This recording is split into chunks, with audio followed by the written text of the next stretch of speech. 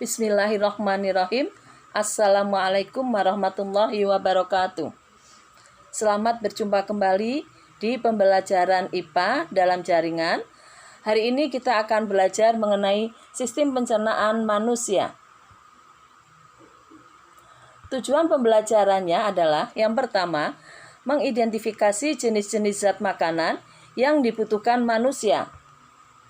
Yang kedua, menjelaskan fungsi jenis-jenis zat makanan bagi manusia. Yang ketiga, mengidentifikasi kandungan zat makanan yang terdapat pada makanan. Anak-anak, pernahkah kamu merasa lapar ketika kamu belajar? Saat kamu lapar, apa yang akan kamu lakukan? Mungkin kamu akan pergi ke kantin dan membeli makanan untuk kamu makan, sehingga rasa laparmu hilang. Setelah itu kamu siap mengikuti pelajaran lagi. Menurutmu, mengapa kita butuh makan? Apa sih sebenarnya yang dikandung dalam makanan, sehingga setelah kita memakannya, kita dapat melakukan berbagai aktivitas? Ingin tahu jawabannya? Ayo kita pelajari materi ini dengan penuh semangat. Apa fungsi makanan bagi tubuh kita? Yang pertama adalah sebagai sumber energi. Yang kedua, sebagai bahan pembangun tubuh. Yang ketiga, sebagai pelindung dan pengatur tubuh. Coba perhatikan anak-anak, tabel jumlah kalori yang dibutuhkan pada beberapa aktivitas. Ada beberapa aktivitas yang disajikan, seperti berjalan naik tangga. Kalori yang dibutuhkan per jamnya dalam satuan kilokalori adalah 1100. Kemudian untuk berlari 570, berenang 500, latihan berat 450, berjalan-jalan 200, dan beristirahat 100. Ternyata untuk beristirahat saja kita tetap membutuhkan kalori. Sehingga kita harus selalu makan dalam kehidupan kita anak-anak untuk mendapatkan kalori dari makanan yang kita makan. Kemudian perhatikan yang berikutnya. Kebutuhan energi sehari-hari. Ternyata di sini diperhatikan baik-baik, simak anak-anak. Ada perbedaan antara jenis kelamin perempuan dan laki-laki, kemudian pada usia tertentu dan pada berbagai kegiatan. Contoh untuk perempuan pada usia 9 sampai 13 tahun. Untuk kegiatan ringan dia butuh 1.600 kilokalori. Untuk kegiatan sedang dia butuh antara 1.600 sampai 2.000. Dan untuk kegiatan berat dia butuh 1.800 sampai 2.200. Kemudian kita bandingkan antara usia 9 sampai 13 dengan usia kalian anak-anak. Ya, usia kalian ini berada pada usia 14 sampai 18. Terjadi kenaikan. Nah, kemudian kita bandingkan lagi dengan laki-laki. Di usia yang sama, antara laki-laki dan perempuan, ternyata butuh kalori, butuh energi yang berbeda. Ya, sehingga inilah yang mungkin menjadikan bahwa pola makan laki-laki itu lebih banyak daripada perempuan. Yang berikutnya adalah sumber makanan dan manfaatnya.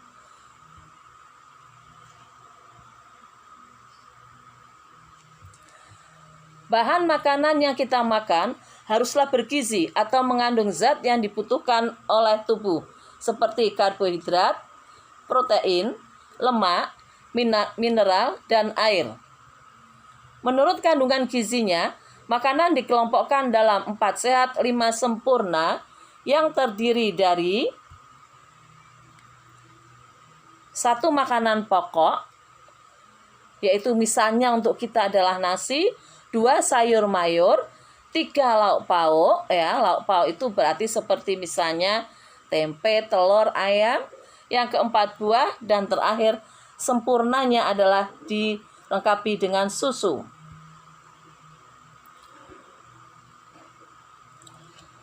Kita bicarakan untuk kandungan makanan yang pertama yang dibutuhkan oleh tubuh, yaitu karbohidrat. Karbohidrat adalah senyawa yang terdiri dari unsur karbon, hidrogen, dan oksigen. Karbohidrat merupakan penghasil energi terbanyak karena mengandung gula. Beberapa jenis gula sederhana yang terdapat di karbohidrat yaitu seperti gula buah atau fruktosa dan gula madu atau glukosa, itu dapat langsung diserap oleh aliran darah. Kemudian untuk gula yang kompleks, terdapat pada bahan makanan utama penduduk seperti misalnya nasi, itu tidak dapat langsung diserap oleh tubuh, tetapi harus dicerna dulu oleh tubuh. Kandungan dalam nasi adalah karbohidratnya jenis zat tepung. Untuk mencerna gula kompleks menjadi gula sederhana, dibutuhkan enzim anak-anak. Kemudian untuk jenis gula yang tidak dapat dipecahkan dalam tubuh adalah selulosa yang terdapat di sayur mayur. Kalian bisa perhatikan gambar sumber karbohidrat, ada jagung, ada gandum, dan semua makanan yang terbuat dari gandum seperti roti dan mie, ada nasi, ada umbi-umbian seperti kentang dan ketela.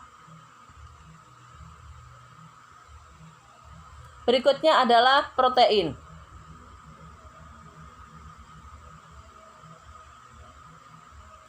Protein adalah senyawa kimia yang tersusun dari karbon, hidrogen, oksigen, nitrogen, dan terkadang sulfur. Fungsinya untuk membangun tubuh dan memperbaiki jaringan yang rusak. Beberapa protein berbentuk enzim berfungsi sebagai katalisator, yaitu untuk mempercepat reaksi kimia di dalam tubuh kita. Makanan yang mengandung protein bisa berasal dari hewan, disebut dengan protein hewani, yaitu seperti daging, susu, telur, ikan, atau makanan yang dibuat dari bahan-bahan tadi seperti mentega, keju, yogurt, dan skim yang terbuat dari susu. Sedangkan protein yang berasal dari tumbuhan disebut dengan protein nabati, seperti kacang-kacangan, sayur, dan buah.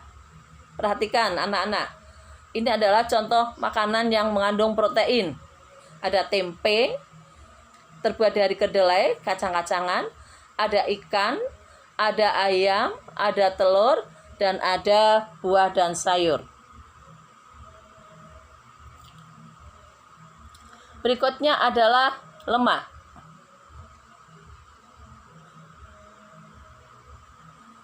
Lemak berfungsi sebagai cadangan makanan, penghasil energi, pembangun sel, dan untuk membangun membran sel. Jaringan lemak berfungsi sebagai pelindung dingin dan panas. Lemak menghasilkan energi lebih besar daripada karbohidrat dan protein. Oleh karena itu, di dalam makanan yang kita makan sehari-hari, kandungan lemaknya harus paling sedikit dibandingkan protein dan karbohidrat. Sumber lemak adalah daging, keju, telur, alpukat, kelapa, mentega, kacang-kacangan, dan lain-lain. Ini adalah gambar sumber makanan yang mengandung lemak.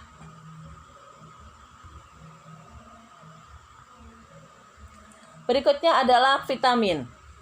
Vitamin berfungsi untuk mengaktifkan kerja enzim dan membantu fungsi enzim. Macam-macam vitamin, ada vitamin A, B1, B2, B3, B6, B12, vitamin C, D, E, dan K. Perhatikan tabel vitamin dan fungsinya. Situ ada vitamin A dan seterusnya. Kemudian ada fungsinya dan ada akibat jika kekurangan vitamin-vitamin tersebut. Simak baik-baik tabelnya anak-anak.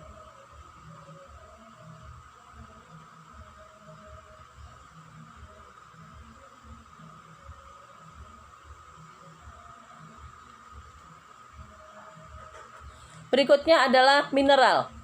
Mineral adalah zat anorganik yang diperlukan dalam tubuh dalam jumlah kecil dan mempunyai peranan penting dalam metabolisme. Mineral tidak dapat dihasilkan oleh tubuh. Sumber mineral diantaranya adalah sodium, kalsium, fosfor, magnesium, besi, yodium, potasium, fluor, dan klor yang bisa kita peroleh dari makanan dan minuman.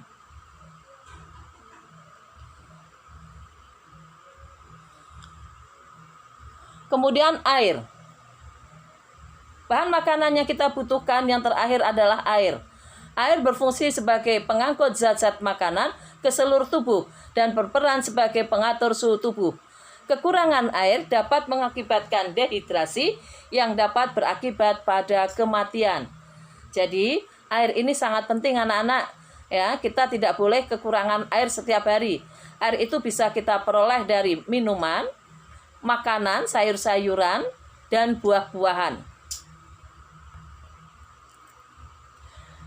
Itulah anak-anak pelajaran kita hari ini tentang makanan dan fungsinya. Kita akhiri sekian dulu. Assalamualaikum warahmatullahi wabarakatuh. Demikian anak-anak pembelajaran kita hari ini. Insya Allah untuk pertemuan yang akan datang kita masih membicarakan tentang sistem pencernaan, yaitu pada alat-alat pencernaan dan proses pencernaan, serta gangguan yang dapat terjadi pada sistem pencernaan manusia. Terima kasih. Assalamualaikum warahmatullahi wabarakatuh.